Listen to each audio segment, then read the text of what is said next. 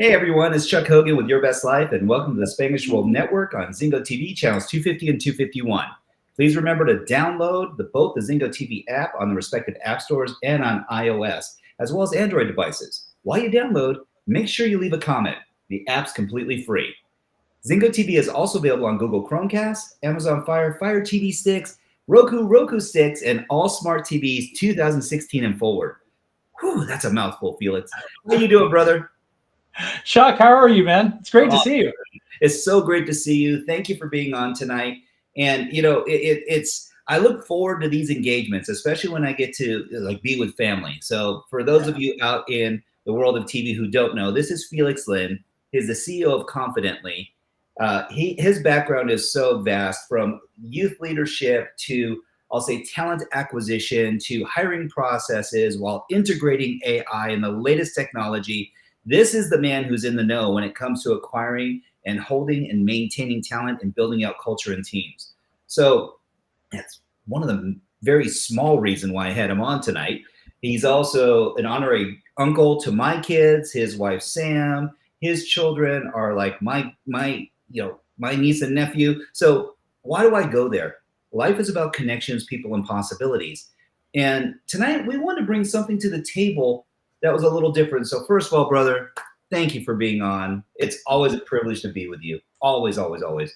And we love you. We love you and your family. So thank you. Thank you, brother. Yeah, we love you guys too. It's been amazing watching your kids grow up. And wow, it's like so proud to see Cole graduating, and he's starting his journey. And you've done such an amazing job with your kids. They're always a joy to be around. Right back at you, and I'm reminded every day that I'm just getting old. So as I'm standing here, I'm fermenting. All kidding aside, we wanted to actually bring something together tonight that was a little bit different, and that is, we both had the pleasure and privilege. Actually, Felix introduced me to this program. Oh my gosh, it's been well over probably 15 years ago. And it's a program that was actually facilitated on behalf and through Tony Robbins Foundation. And what was beautiful about it is it's called GYLS. It's the Global Youth Leadership Summit. And Felix came up to me at an event and he goes, "Brother, you got to join us. This is you were meant for this. This is meant for you. When you do it, you won't care if you don't do any other events in life. This one will be the one." And you know what? He wasn't fibbing. There was something that came from this, though. And it wasn't just being in service to other people, and it wasn't just in contributing and learning and growing. It actually was something else. And I got so many lessons just being in that space. And so Felix and I wanted to share some of those experiences with you, that what we can learn from our youth, how we feel the world is influencing them, and how they're actually keeping us on the straight and narrow in some ways. Felix, what are some of your thoughts? I mean, I know we discussed this briefly, and again, none of these sessions at Your Best Life are ever staged. We literally will pick a topic and just let the universe feed us. So here we go. I love that. I absolutely love that. I think one thing, it's interesting because my background as a running, staffing, and executive search firms, doing all these youth programs, working with prisoners, working with gang leaders, all of it comes down to leadership. And it's really looking at every person. I've learned so much going into areas I had no experience in, right? Just like you. And having that faith that, we're getting directed somewhere. Yes. Is and the learnings from it are just absolutely incredible. And as you know, because you facilitated GYLS as well. And dude, you've grown so much along those years in just taking on more and more and just becoming more yourself. It's the same thing. Number one, we all have to have somebody that believes in us. It just makes our life so much better and faster. The question is, are we doing it for the people around us? And sometimes when I'm in parent mode and I'm not kids aren't doing what I think they're supposed to be doing, right? Am I being the right parent for them? I've had all this training. And sometimes I'm like, oh man, I gotta get myself straight here before I do this. But man, am I really believing in these? Am I believing in my kids? Am I believing in my team? Am I believing in my family, my wife, right? What am I doing today to believe in somebody? Thank you for that. we talk about this quite often, and that is, we know that there's 6 human needs, and then there's a 5 essential needs. And it's crazy to me that the 5 essential needs kind of get just brushed to the side, because everyone's like, oh yeah, behaviorally, you have certainty, uncertainty, significance, love and connection, growth and contribution. And oftentimes that love and connection one kind of gets stuck in the middle, because it's, right around number 4, and the last 2 being more spiritual. But then we start going, okay, what are the 5 essential needs? I said, well, you need air, you need water, you need food, you need a home, housing, and then you need love and connection. And to your point, this belief system that crosses over between the essential and kind of the human needs is the one that just kind of, I don't know if it gets enough acclaim. And to your point, just knowing that someone believes in you. Simon Sinek has a whole talk on this, and he's just like, hey, what allows you to move forward? He goes, that someone actually, number one, cares, that someone actually is rooting for you, that someone is behind you, with you, towards you, in front of you, guiding you, pushing you. He goes, the only difference is, are they pulling you up or are they pushing you off a cliff? He goes, so direction matters. And environment. But to your point, I don't know that there's ever any right solution, brother, when it comes to parenting or even being a husband. I mean, I'll speak for both of us. We both married up. And so, yes. Right? And anyone who meets Samantha Lin falls in love. Anyone who meets Julie Arguello Hogan falls in love. Yes. They meet me and they go, you're all right, but your wife's freaking amazing. And it's like going, I'm like, I know. Yeah. I'm working every day to prove myself that. If it wasn't for my wife, this wall behind me would be completely blank. Trust me. Yes. Like all this, I'm like, I'm a dude. I've got a mantle. I got a fireplace. There's wood here. It's real.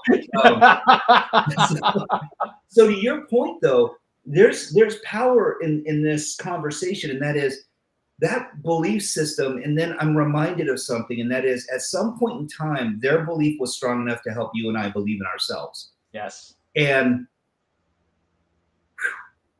I got goosies talking about this, because I think about all the experiences we've had with these young adults, and seeing that moment, that salient moment where them just knowing that they're not broken, them knowing that that they don't need to be anything more than who they are, standing in their presence and their greatness in that space, that they own this 24 to 36 inches that's around them, all the way up to the sky, to the center of the earth, and that there's nothing more that they need to do or be.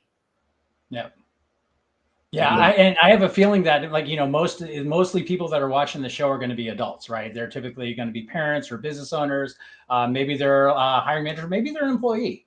And it's like, what are we doing to create that environment around us right now, right? And so there's a great study. I forgot who it's done by. So I used to have this ratio called the 3-to-1 ratio. I would always tell like executives or hiring managers when I was talking to them, you need to give people like 3 great comments for every 1 critical. No, there's a study that actually shows that the magic ratio, they worked across industries and they found the elite teams that it's actually between 5 and 6-to-1. And so the average teams are 2-to-1, yes, and the poor performing teams across the industries are 1-to-3, right? So every 1 good comment, there are 3 critical comments coming at somebody, right? And am I doing this as a parent without even paying attention? Right? Yeah. I need to, like, it's always a daily thing to focus on, hey, what am I going to recognize in, Chuck, me and you have gone, I know the size of your heart, brother. I know how amazing of a parent you are, amazing of a husband. Your folks, we're not perfect, and you focus so hard on getting better and better. And I'm so proud of you for having a show like this that's reaching out to people, because this is what you love to do. You want to help people, like, just elevate. And it's such an amazing thing. It's not hard to tell people what's great about them. So we need to do it more and more. No, and there's this false pretense. And thank you, brother. I mean, this is what I was built for. I love this engagement. I love being with you. I mean, it's like there was a need, and frankly, I was playing small for a long time. And I'm not saying that to be contrite. I'm saying it just to be honest. And that is, you can live in contribution to everyone and everything. I believe in our Lord and Savior Jesus Christ. I believe in the universe, God, Spirit.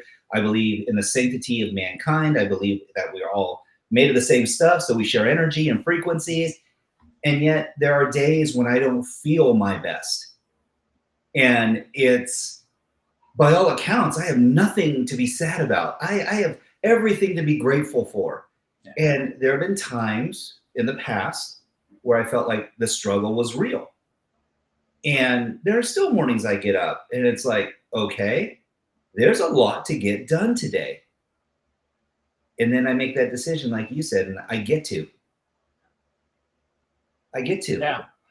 And so this show is about, it's about your best life, my best life, everyone's best life. And there's this ideology that you can be doing your best but never being your best. But when you're being your best, you'll always do your best. Whatever that is in that moment, whatever that is in that space and time. And to your point, I do wonder, and when you said that 5-to-1 ratio, and I was thinking to myself, okay, why is that now? And it's really simple. Because there's so much information, there's so much data, there's so much expectation.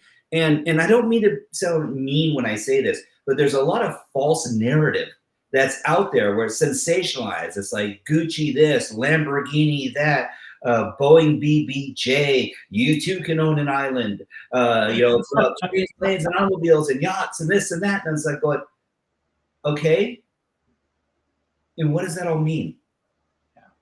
What does it mean to have the latest and greatest thing?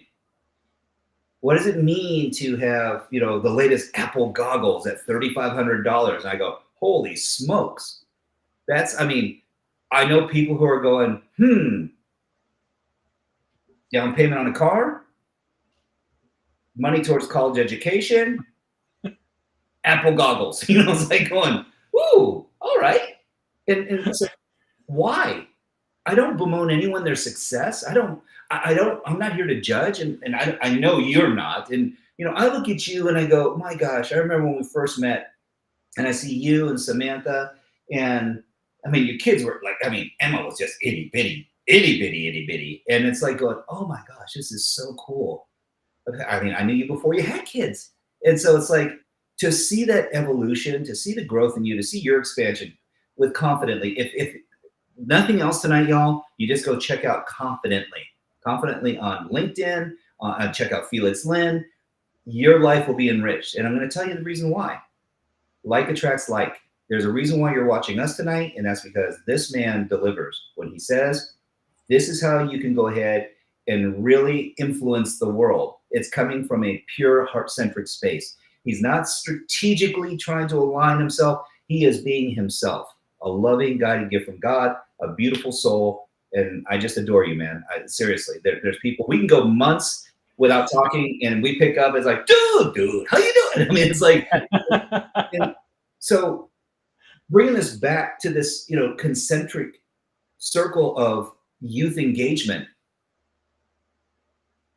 we're at a tipping point, I believe, in life right now, and I'm seeing it politically, I'm seeing it socioeconomically, I'm seeing it from an influential standpoint, and bless people for having, listen, we live in one of the greatest countries in the world where you have the freedom of speech and so on and so forth. And I'm going to say this openly.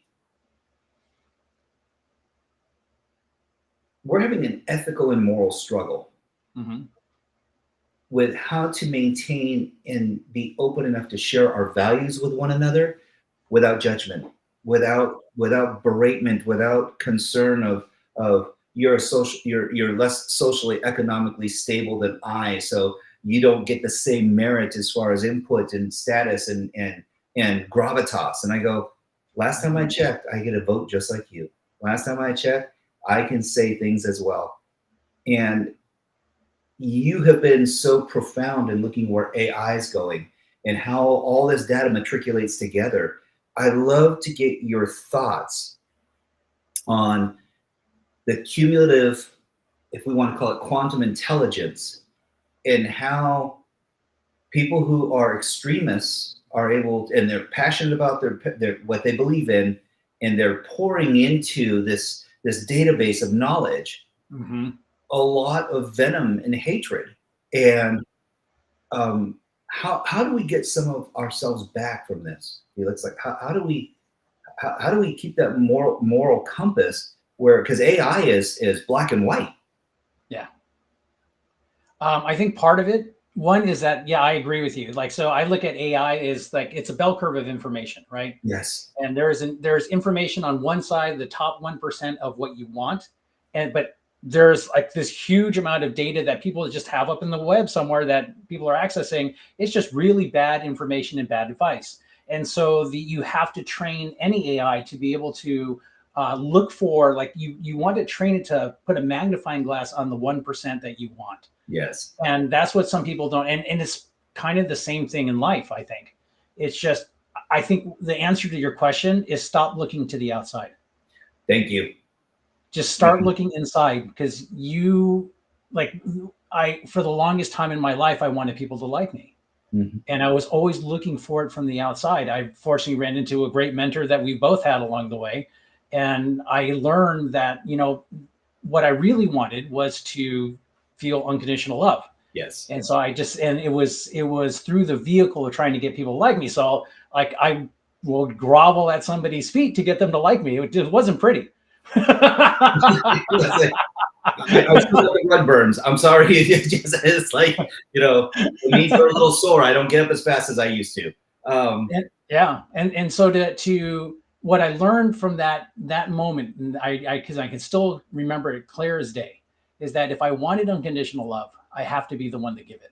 Yes. And if I give it, that means I have to feel it first. So I had to find ways to generate it myself. And then I could give it to, say, Chuck, I could give it to all these other people around me. And if they didn't give it back to me, that was okay, because I was filled with it. Yeah. And now I found the secret for me. That's beautiful. That's beautiful. Thank you for sharing that. I will say I had a very similar experience. And I learned a very profound lesson too, which was I was selfish. I was selfish because I love giving. And I would not be a gracious receiver of someone else's gratitude. And that was a very poor showing on my part. It was poor form. And I realized I was just being downright selfish. And as I've learned to be more open and accepting, having that ability now to recirculate that affirmation, positive energy, and fill back up again, where now you're not giving from a place of deficit. Because to your point, I created this thing a long time ago, and I said, why are people? It was in the form of a question. Said, why are people taking the hard way out instead of the easy way in? And we are looking so much outside for just that. You're worthy, to be affirmed, to feel full. And I was like, what? Then why am I not feeling full? Because I'm not feeling. It wasn't until that shift, like you mentioned, brother, and being able to find self. So for some people at home, if you're going, I don't know, what these guys are talking about. No, but you're feeling something right now. And the truth is, because I really do believe, unless you're a complete narcissist, that we've all had this challenge in life, that we're looking for acceptance. And in fact, we're seeking that love and connection that ties all human beings together. We're built to be communal and social and to be more engaged. And I go, gosh, that feels a very different way. That feels a very different way.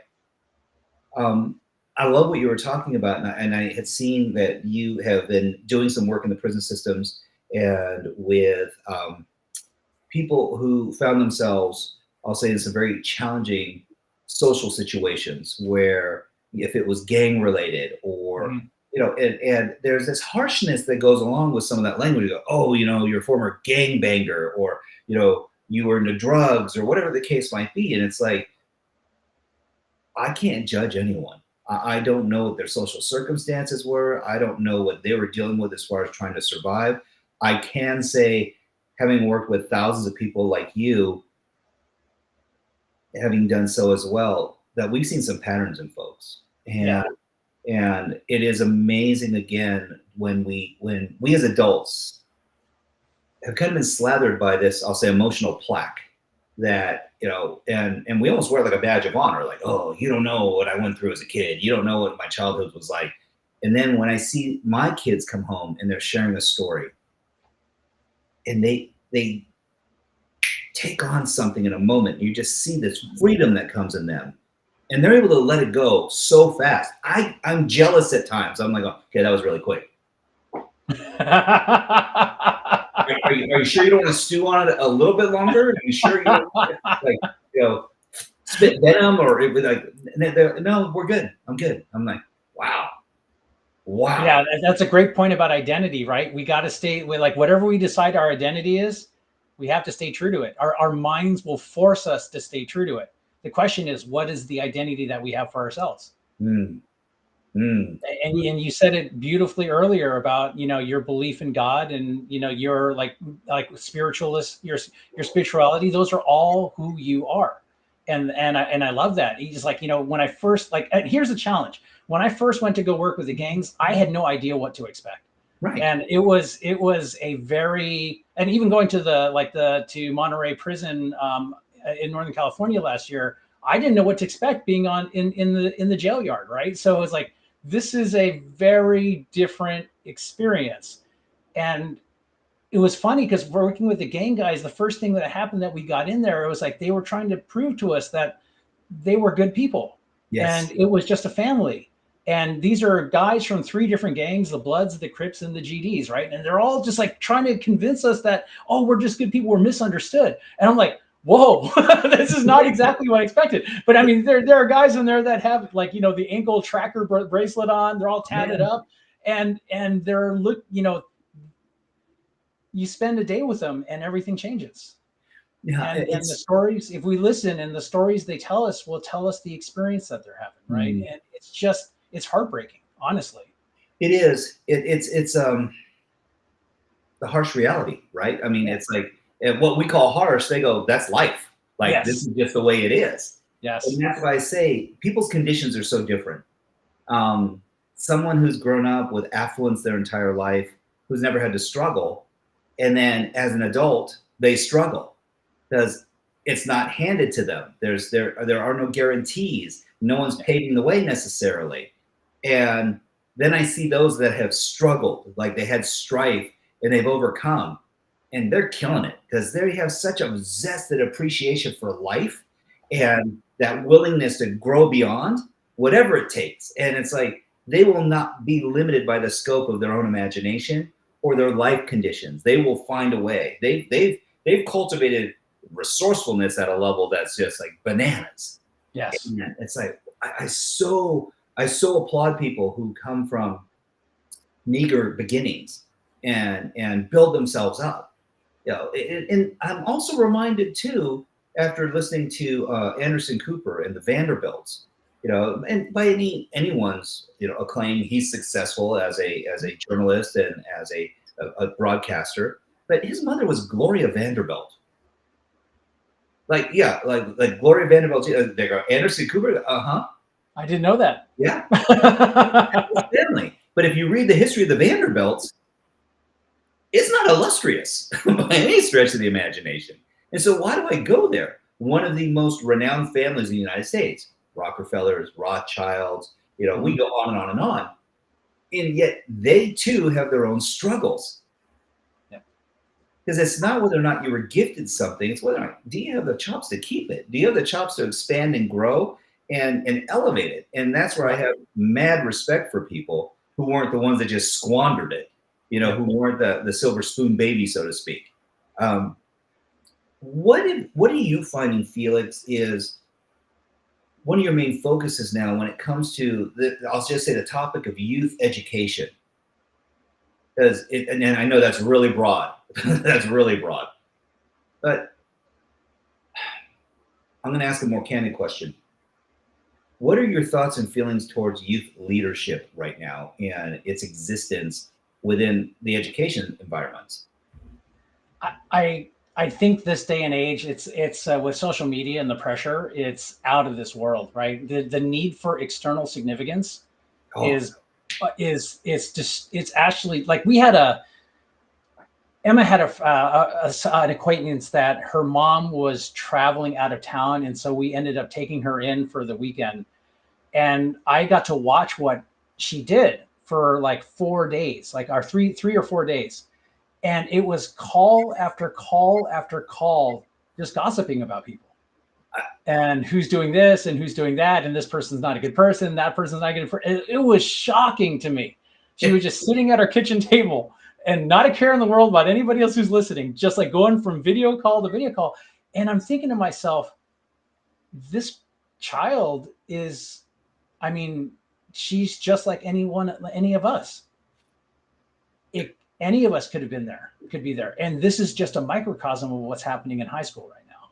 Oh, And so there's leadership going on. The question is it leadership that we want, right? What are we teaching our kids? right. And as parents, what is our responsibility in this whole process? To teach them what's right and what's wrong, not be their friend, love them and make sure that, by the time they are out of the house, that they are going to make some great choices. They'll make some mistakes and they'll stand up and keep going. Right. And so I feel for this girl because Yeah. it's just a life of external significance about, and so from a standpoint of youth leadership, our goal right now, there's a group of us that what we want to do is create so because we've been around the human psychology space for a long time. Sure. It's what are the things that we wish that we knew between the ages of 4 and 14.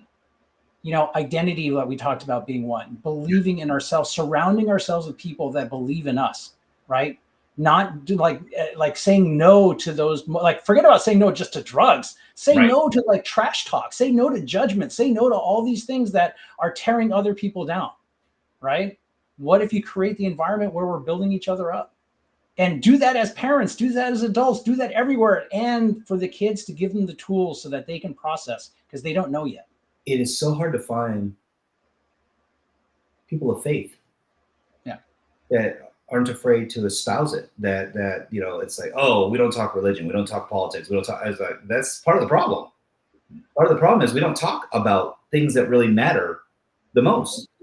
And to your point, the social acclaim that comes from being an outlier or being distressed by mental health, and then it's sensationalized or memorialized as, oh, you're divergent, you're a free thinker, and they go, okay, like who? I said, well, we could go through a whole list of people, but we don't need to. We'll just say, when you see behavior that's so shocking that something inside you feels hurt, and you feel for them. I said, that empathy, bless you for having it.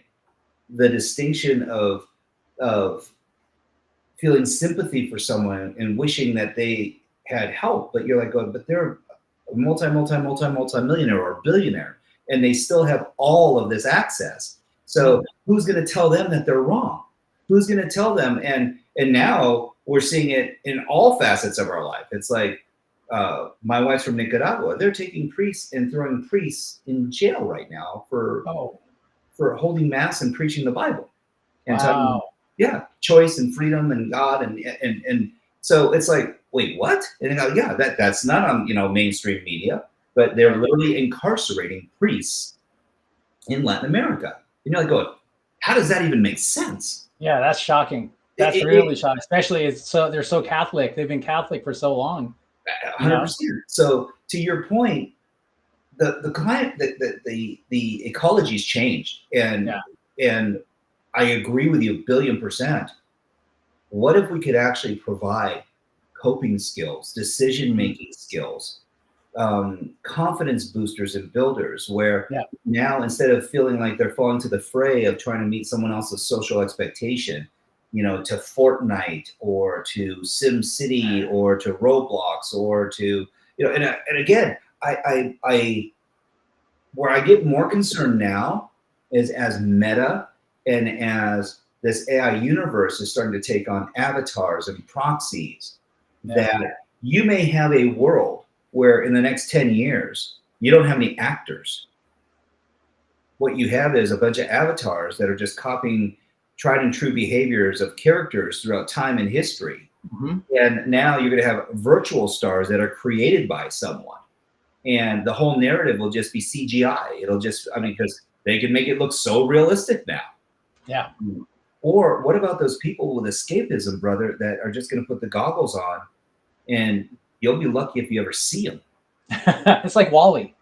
When we're on the cruise ship and everybody's sitting in front of their monitor in the chairs, right? Just driving it's just around. a big straw, and you're just Yeah. you're on your gravity Barco lounger and having liquid sustenance. No bone density. And Yeah. you know, and by the way, you're looking like $1,000,000. So I'm glad that you look great. Like you're taking care of yourself, and that's amazing. And so health and vitality.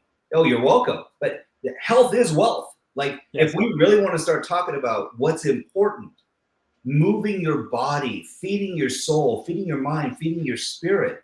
And so I'd love to hear more about that. So you're looking at, there's a group, and I want in. Whatever you're doing, just let me know. Seriously, because it's all about, not that I'm inviting myself, but oh yeah, I'd love to have you, dude. Are you kidding? So here's what's great. I know that there's more opportunity ahead of us because there are more of us that feel this way and are committed to seeing that level of growth and connection, and if we want to call it experience, to elevate. Yeah. And you know, I look at your kids and I go, thank God for you and Sam that you raised these leaders. And it doesn't mean that they're done cooking or fully baked. My eldest, 23, is in the other room. He's 3 inches taller than I am, and he's still not done cooking. And I'm not done cooking. Oh no! I got a lot to work on. As I tell folks, they go, "Hey, you seem like you've got it all under control." And I go, "Just ask my wife; she'll tell you." Man.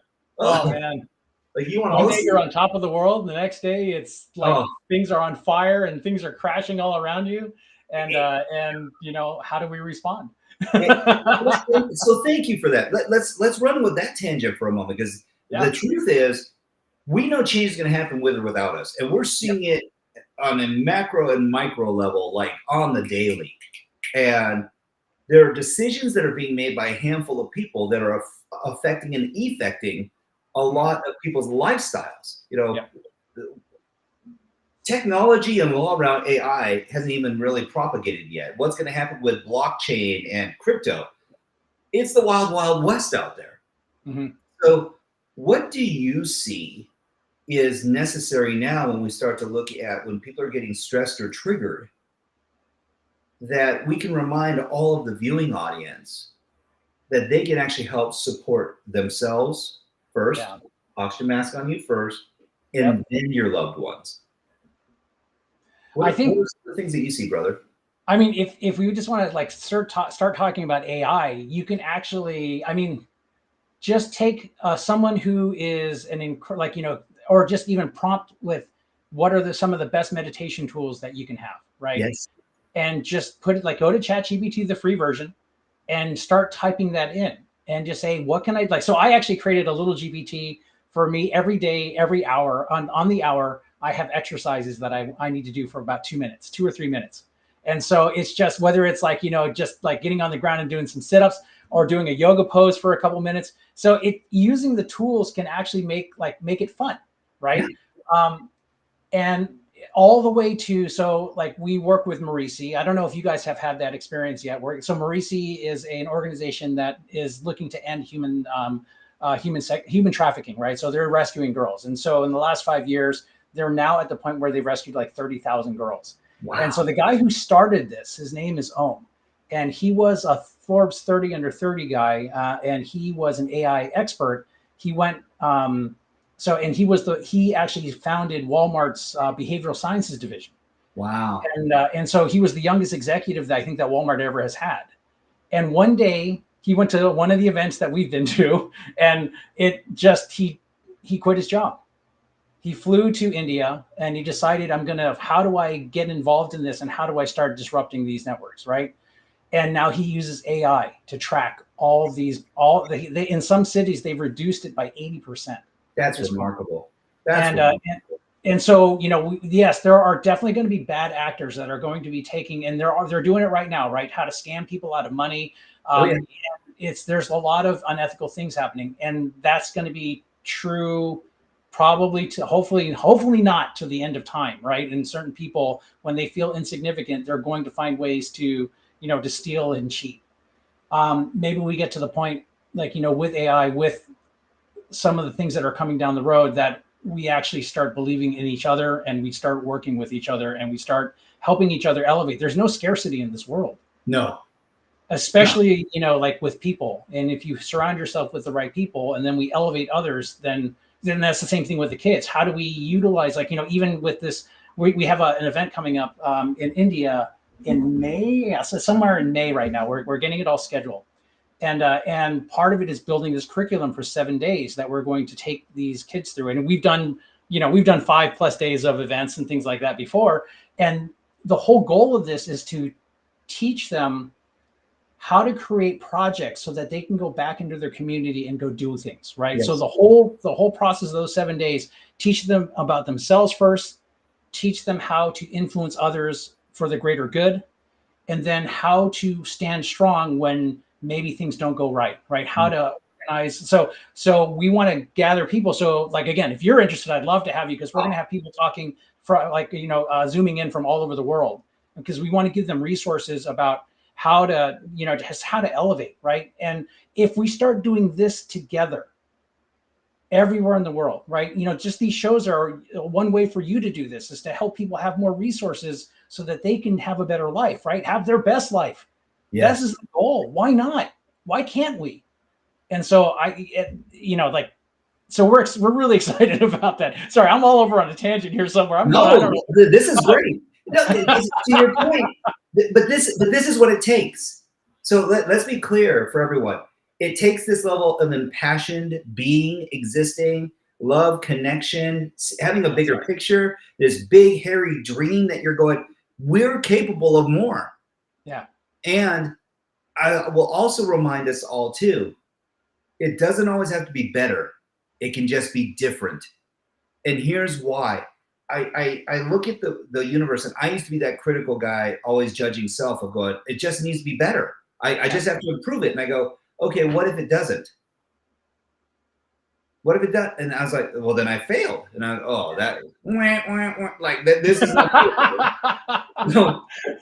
So I went a different direction, and I started going, okay, what was it about that dialogue that made it feel awkward? And I said that I was always looking for better. So whatever I'm doing now is never good enough.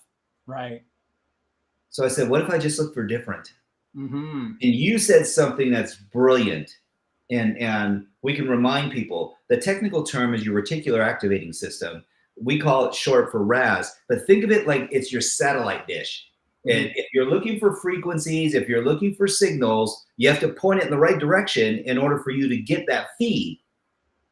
There are many people who their feed is coming from a disrupting device, or from, I'll say, resources that are not necessarily in your best interest. Right. And they're constantly feeding a narrative.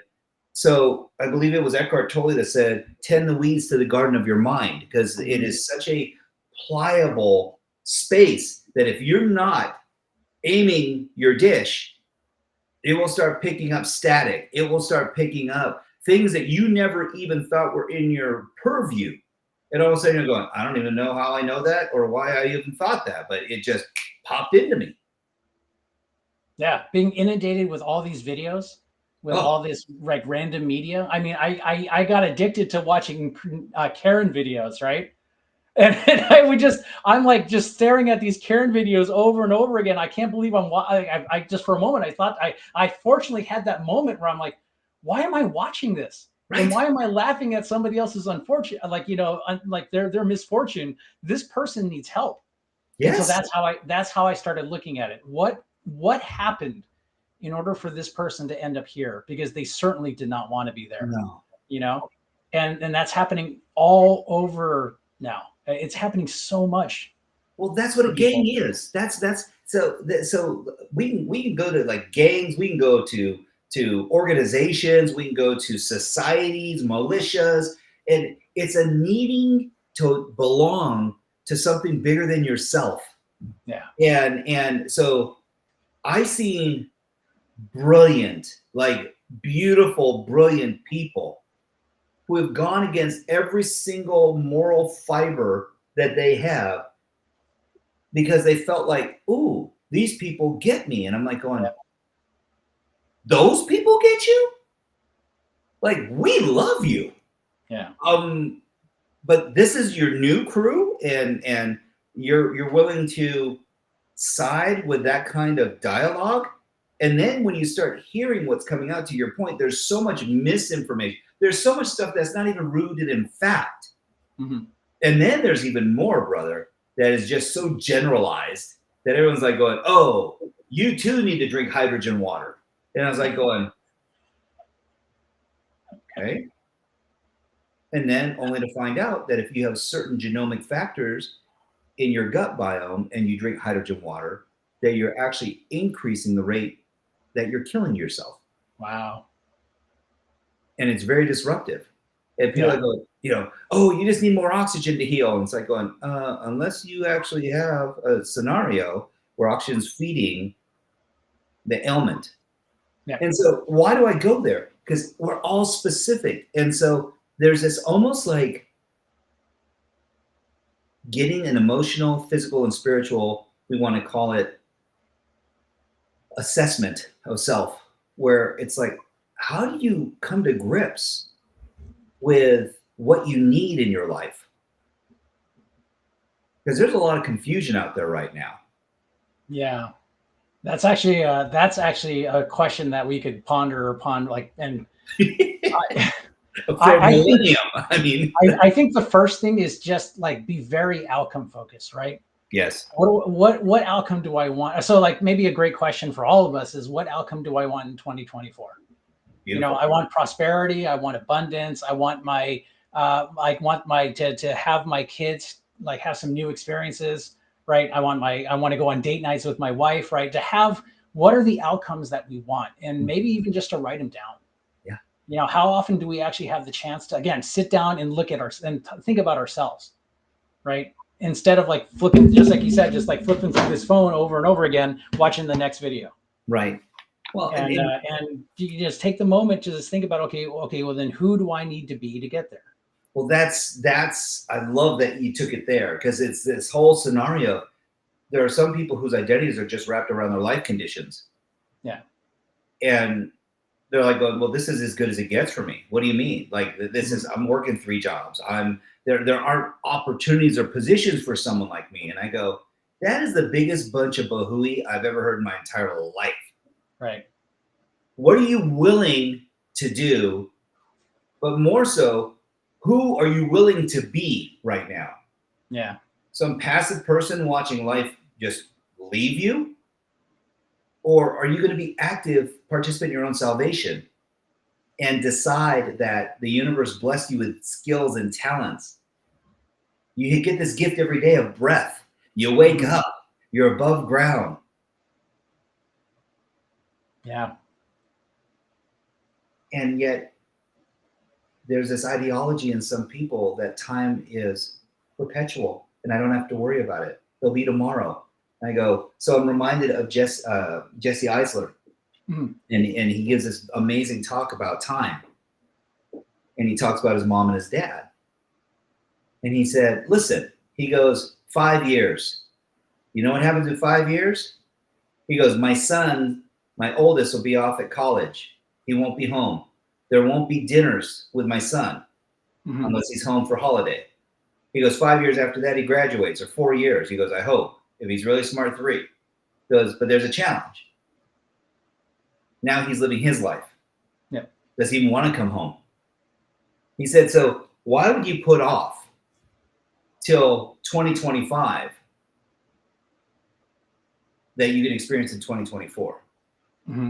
He goes, so in 2023, he rode across country with his best buds, all the way across country. And he goes, I'm so glad I did it. He goes, because one of them is no longer with us. Yeah.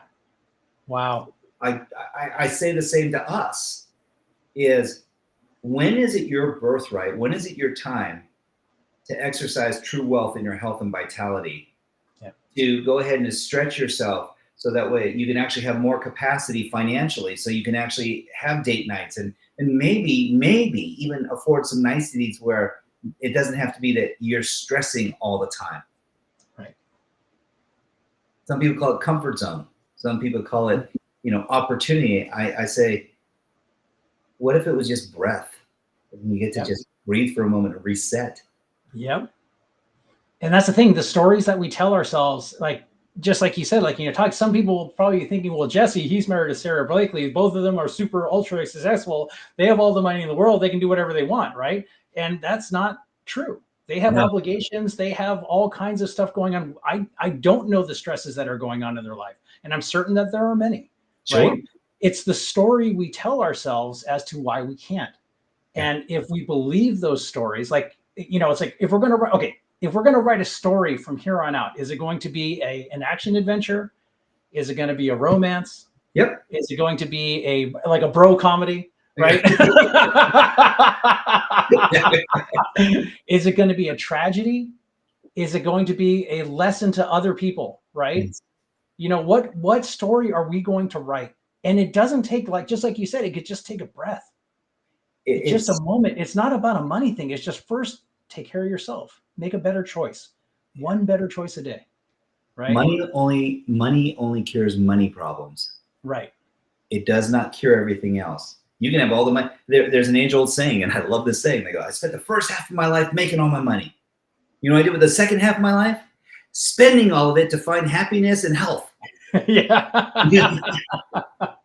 And it's true. And one of the reasons why Your Best Life exists is so we figured out a formulation that is faith, family, fitness, finance, fun, and fantasy. The beautiful part is you can have it all now. Yep. Just need to understand that. Little decisions every day. That's it. And slow your freaky deaky selves down. This speed kills indiscriminately. I have never heard of anyone crawling their way into a brick wall. Right? It's not like they go, hey, we're meditating. Breathe as fast as you can and hyperventilate till you pass out. I can't remember the SEALs have a saying about slow. Like, it's like, I'm going to paraphrase it because I can't. I have to look it up, but it's like something about like, if you want to get it done right, go slow, and then slow becomes fast. Yes. Right. And that, like, the whole thing is to just do it right. Make sure it gets done right, and then all of a sudden your speed will start increasing as you do it. And it's a beautiful saying, and something that, just like, you just nailed it with just saying, slow down. Just slow down, people. Because I see these people and they're like, I just got to get there. I just got to get there. And I've been that guy. I've been that guy that was going to some exotic, beautiful places. And because I was there in service, I would just go serve and then come home. I never even stayed. That sounds familiar. I was like, you get in, boom, get out. And it's like, why? Because I actually have more connection to my family and I want to be home. I don't want to miss them and be away from them. And by the same token, I was like going, what would have made this better? And I said, having my wife with me. Yeah. It's with me. That's what's beautiful about what you do. I'm so jealous about, like, that. That is just, and not just jealous. I'm inspired by what you do. So, and listen, we'd love to have you and Sam and the kids join us. Seriously, come on and sit with us. Come hang out, because the truth is, and this was kind of the secret sauce for me, brother. And it's I equate going to events and going to different places where there's educational opportunities as like flight training. And I was reminded, I said, you can go to an event for 6 days.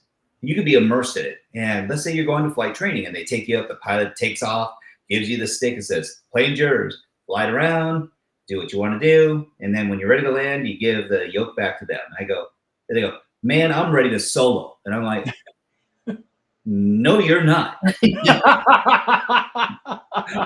while you're up here in the middle of the air, you have this thing called freedom. You have this thing called opportunity, and you have a very myopic perception. But when you need to land this plane or take off, it's a whole different set of circumstances. And this is where 99.9% of the skill comes in. I said, the 1% that you get to exercise in your freedom up here. And they're like, that's interesting, but I think I could do it. And I said, are you willing to gamble? Because the deal is, we get a little bit of knowledge sometimes, and we have this misconception. And the misconception is, because how many times have you heard this, brother? Do what you love to do. Just do what you love to do. It's like, oh, how do you know you love to do it? Mm. Because you actually started someplace, you cultivated some skill, you found that you have aptitude. It wasn't always easy, but it was worth it. Yes. And now you've learned to love it. And I go, but it wasn't just like pixie dust and unicorn snot where all of a sudden it was just like, I've got this. Man, I'm so grateful for you, brother. Again, this time, this opportunity, we will definitely circle back on India. What final parting words for the community? And again, I can't stress enough, look this man up, Felix Lin. He is a godsend to anyone who's ever had an opportunity to have a conversation with his brother. I think, Chuck, you mentioned it earlier. Start with, like, about the, so coming back to the 5 or 6 to 1, that has to start with ourselves. Yes.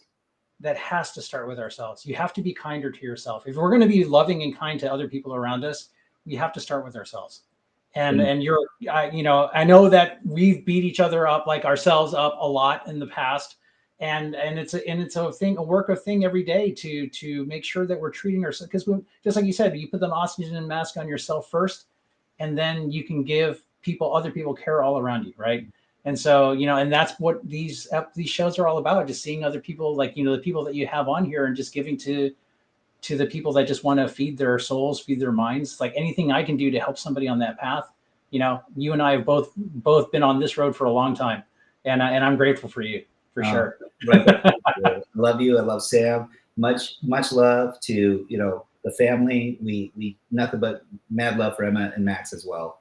Yeah, love to you and the family as well. You guys are amazing. Thank you, brother. I'm going to remind all of our viewers, the show can be heard on the Spanglish Radio Network. Please check us out for all the news and programming. Spanglish World. Watch it, hear it, read it, download it, and live it. All the best.